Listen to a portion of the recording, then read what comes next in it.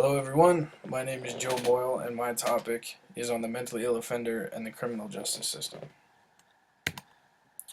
First, you see here two famous mentally ill offenders that are pretty well known. The first is James Holmes. He was the shooter at the Aurora Theater. And to the right is Austin Sigg, who raped, kidnapped, and mutilated a little girl named Jessica Ridgway. The problem being discussed in this presentation is the treatment and the way the mentally ill offender is handled within the criminal justice system.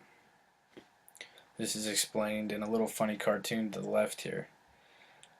It says they're expanding prisons across the country. The person to the right says, "Very good, Prime Minister, and what do you plan to do about housing for the poor and mentally ill?" Prime Minister says, "I just told you." This is a big problem. Most of the time when these offenders enter prison, they're most likely treated poorly. They are placed in solitary confinement where they don't receive any treatment.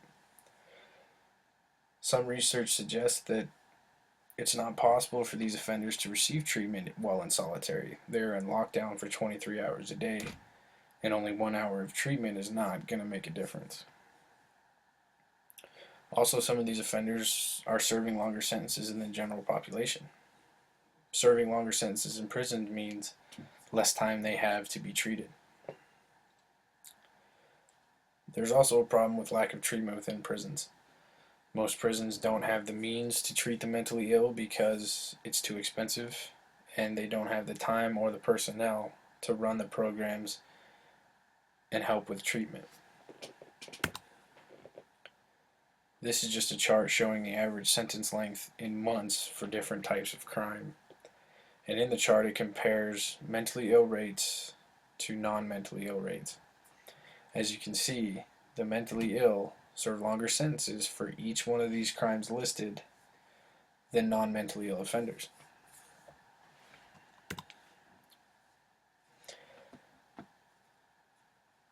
Placing the mentally ill in prisons is also a big problem. Twice as many people with mental illness are placed in prison than state hospitals. It is found that being placed in prison and being placed in solitary, like most are, can often make the conditions of the mentally ill worse. And this doesn't help things at all. There is also research that suggests the criminal court system treats and handles these offenders just like regular offenders. There isn't a big difference in sentencing except for maybe length, but in other words, they're treated the same as if there's no difference between the two. This is another chart showing the rate of inmates with mental illness in prisons and in mental hospitals.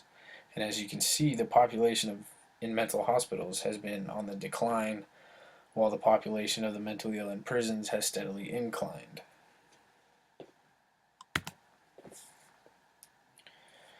This problem affects not only the mentally ill itself, but also prison officials that deal with these types of people and the community.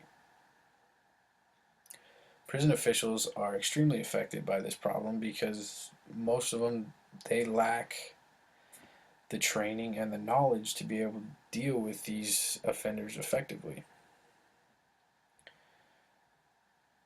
Some of the research I found show that officers are aware and correctional staff are aware of the problems some of these inmates have, but they are not prepared or trained to handle them. So being placed in solitary is the solution. That way they don't have to deal with them for more than maybe an hour a day, and they're left to themselves where they can't bother prison staff and other people. The community can also be affected by this problem because if for some reason these offenders get released or not given the correct form of punishment, it affects the community.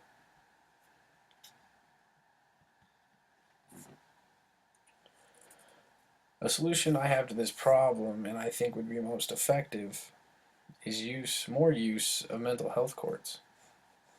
Instead of just sending the offender through the criminal court system where they're treated like a normal offender and their mental state is not taken into account, just increases the problem. This is evident in one of the cases I found. It is about a mental health court in Pittsburgh. And it said from the start of this court in 2001, only 10% of 223 graduates from this program were rearrested.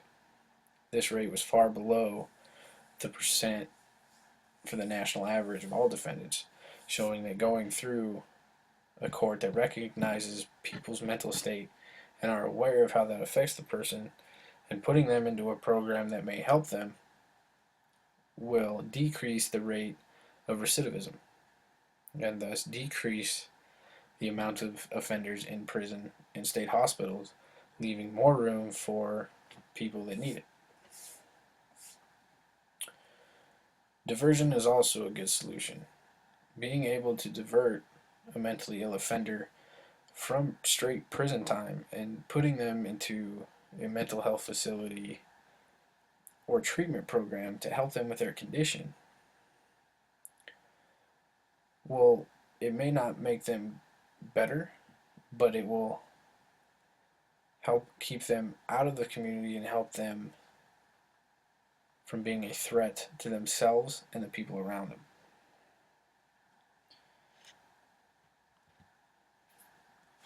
Another solution is proper training for correctional officers. When these officers are trained and they can understand the issues that some of these offenders have, it will eliminate on the misunderstandings and misinterpretations of certain actions, thus decreasing the amount of maltreatment of these offenders by prison staff. And the final solution is having more treatment programs available in prisons and jails. Not every mentally ill offender is going to make it to a treatment program outside of prison or a mental health hospital. So these prisons and jails need to have programs at their disposal that they can use when they are not able to send these offenders out to state hospitals and other treatment programs. Some are going to end up in prison. That's not going to change. But the amount of treatment available within these prisons and jails will allow these offenders to be treated more effectively.